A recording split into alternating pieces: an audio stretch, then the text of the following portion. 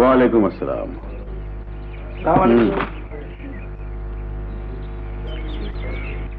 রাজা,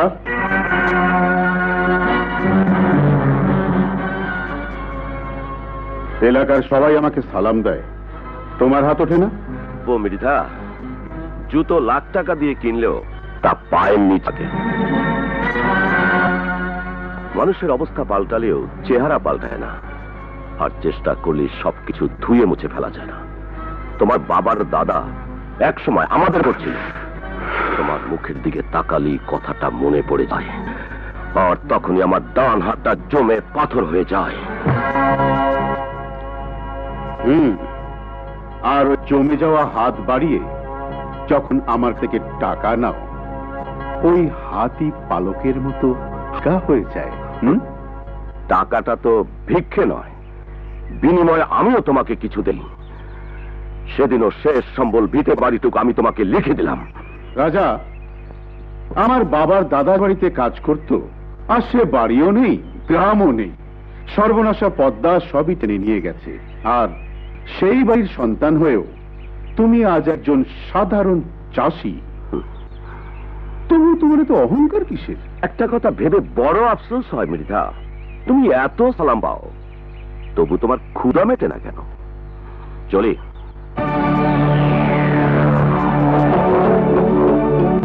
দেহের ক্ষুধা বড় অল্পতেই মেটে রাজা, কিন্তু মনের ক্ষুধা সহজে মেটে না। ওর বন্ধু ফিরোজ ওর টাকা শহরে থেকে পড়ছে, বড় ইঞ্জিনিয়ার হবে, এই জন্যই তো দেমাগে মাটিতে পা পড়ছে না। সালাম একদিন আমাকে তুই ঠিকই দিবি। শরীরের রক্ত পানি করে যা আয় করছো সবই তো ঢেলে দিচ্ছ বন্ধুর পেছনে। ধার দেনা তো হলোই, বাড়িটাও বন্ধ রাখলে। আচ্ছা, এটা কি ধরনের পাগলামি? যাও, তোমার সাথে কোনো কথাই বলবো না। শুধু শুধু ঘাবড়াচ্ছ, আসল কথাটাই তো ভুলে বসে আছো। কেন তোমাকে বলিনি সাথে নাসিমার দিয়ে দেবো? তখন হবে আরে মজা, বন্ধু থেকে এক লাভে ভগ্নিপতি। কথা ছেড়ে দেখো।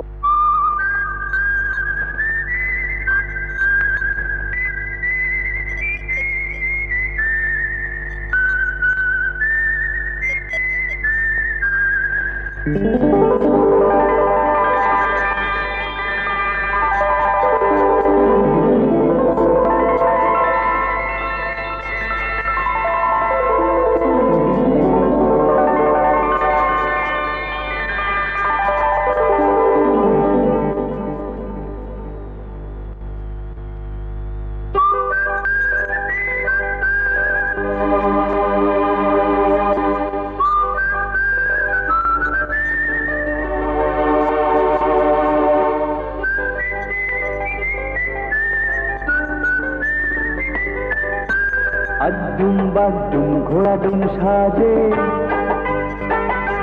ঢাক ঢোলক ঝাঁঝর বাজে,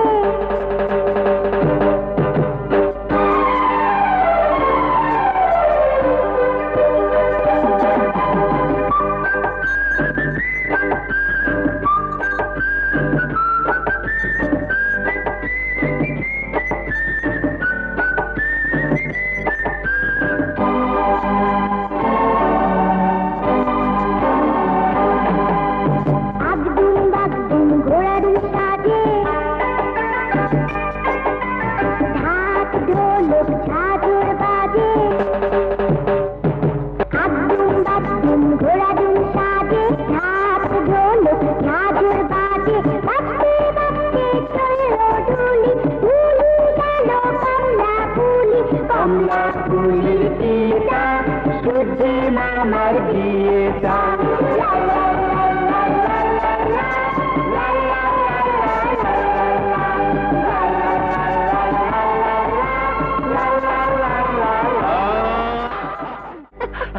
বেশি হয়েছে না।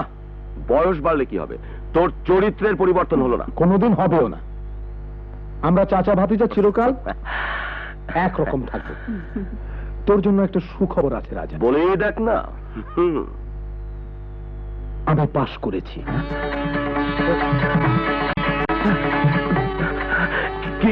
বললে? কেন বিশ্বাস হচ্ছে না? এখন থেকে তুই আমাকে ইঞ্জিনিয়ার সাহেব বলে ডাকবি, বুঝেছিস? ডাকবো ডাকবো ডাকবো, 1000 বার ডাকবো। আজ আমার কত আনন্দের দিন। আয় আয় আমার বুকে আয়।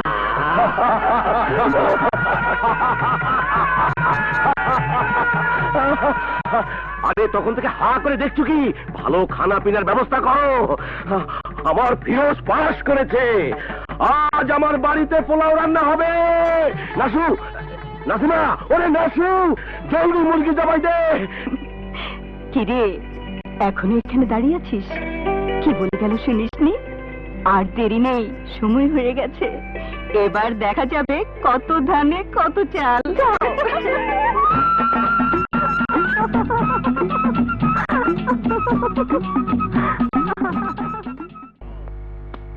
তোমাকে কিছু জিজ্ঞেস করতে ভয় হয়, একটা কথা বলবো? 1000টা বলো, কুছ পরোয়া নেই। আজ আমার মনটা খুব ভালো। নাসিমার বিয়ের কি করলে? ভালো কথা মনে করেছো। কালই ফিরোজের সঙ্গে কথাটা পারবো। আর দেরি করা ঠিক হবে না। টাকার জোগাড় করতে হবে তো, কত খরচাপাতির ব্যাপার। হ্যাঁ, তাই করো। কেনাকাটা না করলে আবার 1 সপ্তাহ পেরিয়ে যাবে। দেখো, আগে থেকে কিন্তু বলে রাখছি, না করতে পারবে না। নাসিমার বিয়েতে একটু ব্যান্ড পার্টি চাই।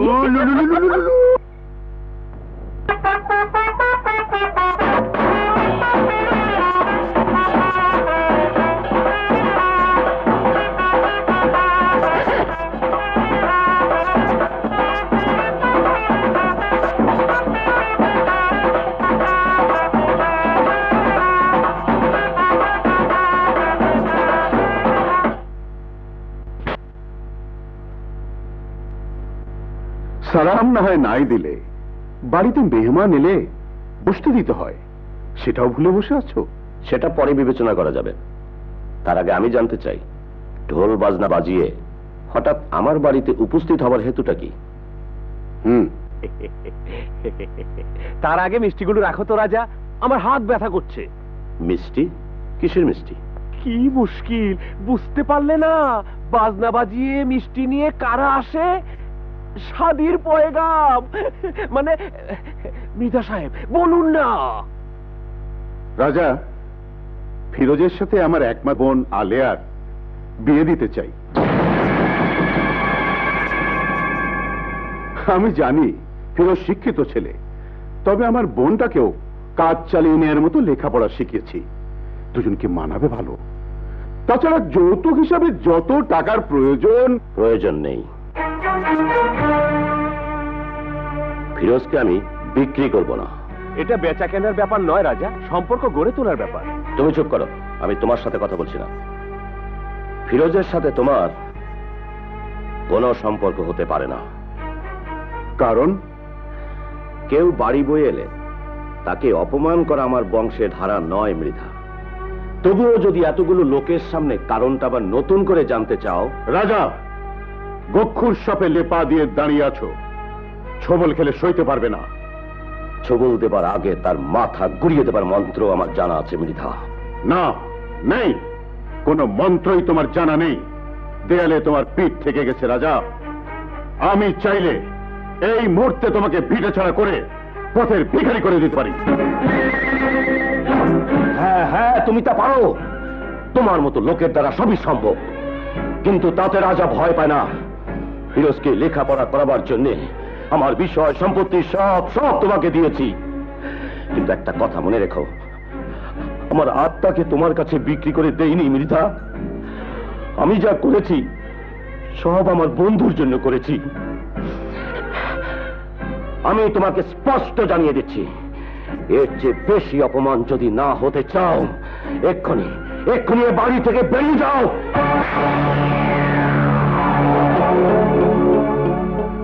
আমি তোমার কাছে বন্ধুত্বের হাত বাড়ালাম, তুমি শত্রুতা কিনলে। এর পরিণাম ভালো হবে না রাজা। প্রতিশোধ আমি ঠিকই নেব।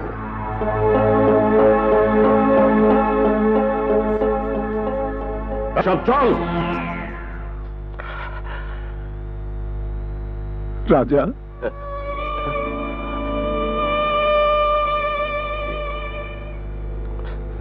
তুই তো আমাকে এসব কথা কোনোদিন বলিসনি। আমার জন্য তুই সর্বস্ব খুঁয়ে বসে আছিস। তুই কি করেছিস রাজা? খুইয়েছি? কি বললো? গাধা! জমা করেছি, ভবিষ্যতের ঘরে জমা করেছি। রাজা, আরে তুই তোমার ভবিষ্যৎ। আমি তোকে দেখেছি, তুই আমার ছেলেকে দেখবি। তুই তুই কি রে?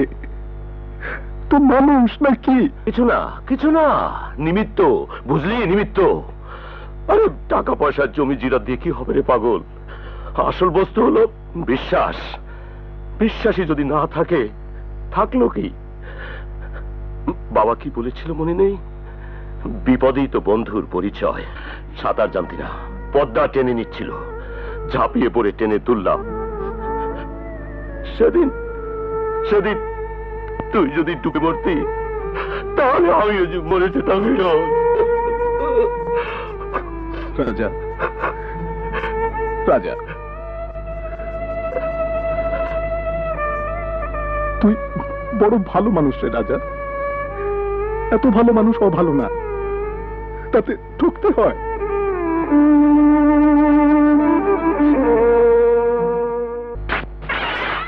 তুমি এখানে কেন ইঞ্জিনিয়ার? আমার বাড়িঘর পুরাতন হলেও এখনো মজবুতি আছে। আর তাছাড়া এসব করতে তো আর ইঞ্জিন লাগে না, মিস্ত্রি যথেষ্ট। আমি বাড়িঘর মেরামত করতে আসিনি মৃধা সাহেব, আমার টিনের ঘর আর ভিটাটুকু বাঁচাতে এসেছি। আমি আপনার সব পাওনা শোধ করে দেব, সব। শুধু কিছু সময় চাই। সময়ের অভাব? সময় অনেক দিয়েছি, আর তো দিতে পারবো না। এটুকু আপনাকে পারতে হবে মৃধা সাহেব। দোহাই আপনার, আমার রাজাকে এভাবে সর্বশান্ত করবেন না। আমি তোমার মনের অবস্থা বুঝি।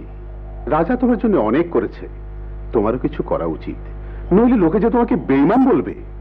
মৃধা সাহেব, আর এই অপবাদ যাতে তোমাকে মাথা পেতে না নিতে হয়, সেই জন্য তোমার সামনে একটি পথই খোলা আছে। বলুন, বলুন আমাকে কি করতে হবে? আমার বোনকে বিয়ে করতে হবে। আপনি কি বলছেন?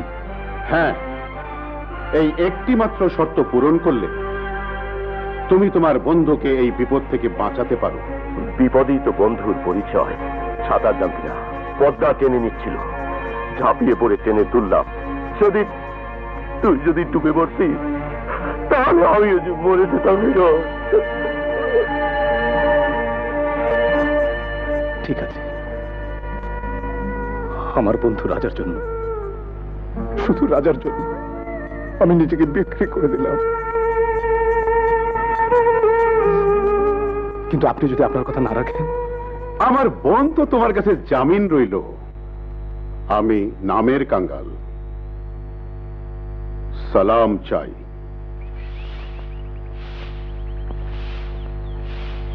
জয়, নামও, পড়ে গিয়ে ব্যথা পাবে। ফিরোজ কোথায় শানু? সে কখন আসছে বলে বেরিয়ে গেল, এখনো ফেরার নাম নেই। কিন্তু ওকে যে কথাটা এখনো বলা হয়নি, হাতেও সময় নেই। আমার ভয় করছে শানু। ভয়? ভয় কি গো?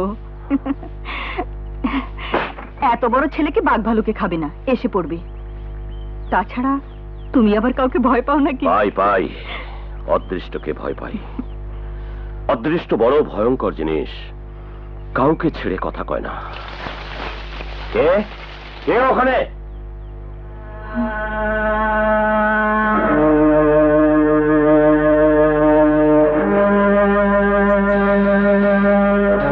ফিরোজ, তুই তোর বেশ কেন? সঙ্গে ওকে? তুই কাকে নিয়ে এসেছিস? লতিফ মৃধার একমাত্র বোন আলেয়া। লতিফ মৃধার বোন আলেয়া? হ্যাঁ, তোকে জিজ্ঞেস না করে আমি একটা অন্যায় করেছি, আলেয়াকে বিয়ে করেছি।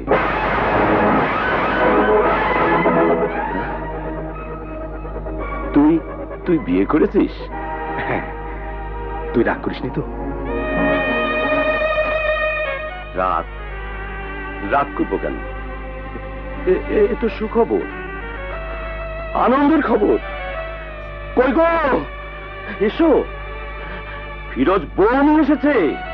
আরে হা করে দেখছো কি? ঘরে তোলো। নাসিমা কই? হ্যাঁ, নাসিমা লজ্জা পাচ্ছে? আরে লজ্জার কি আছে, এ তো আনন্দের ব্যাপার। এই এই যে জয়, তোর ফুপুকে ডাক, দেখছিস না তোর নতুন চাচি এসেছে? আরে জন্ম মৃত্যু বিবাহ এ সব তো উপরওয়ালার হাতে। এতে এতে তো আর কারো হাত নেই।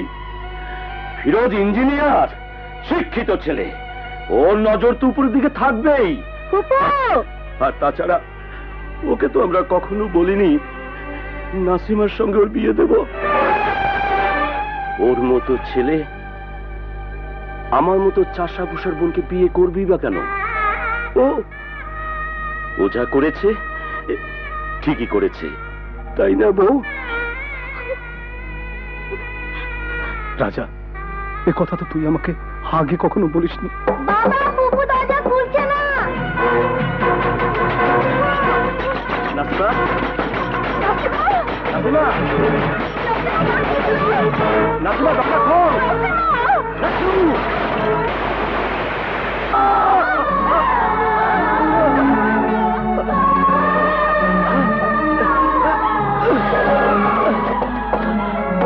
নাসু, নাসু, নাসু, এ তুই কি করলি নাসু? এ তুই কি করলি?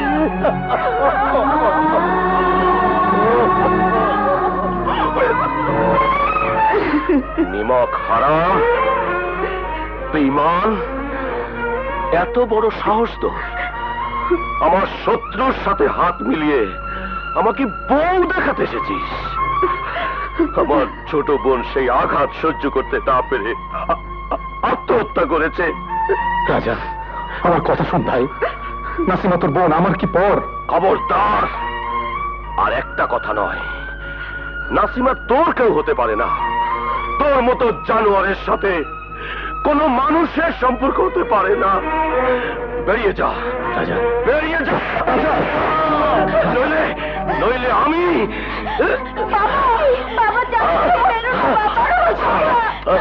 তুমি কি করছো? তুমি না বলেছিলে জন্ম মৃত্যু দিয়ে সব উপরওয়ালার হাতে, এতে মানুষের কোনো হাত? ভুল বলেছিলাম, ভুল। মানুষের হাত আছে, নইলে আমার আদরের বোনটা মরে গেল কেন? কার জন্যে? এর জন্য দায়ী কে? তাই ওই বেঈমান, ওই গাদ্দার। দুধ কলা দিয়ে কাল সাপ পুষেছি, আর সুযোগ পেয়ে চবল মেরেছে। আল্লাহর কসম, ওর সাথে আজ থেকে আমার কোনো সম্পর্ক নেই, কোনো সম্পর্ক নেই। ও আমার জাত শত্রু। চাচু, যেও না চাচু, যেও না। জয়, ওর কাছে যাবি না, ও তোর কেউ না।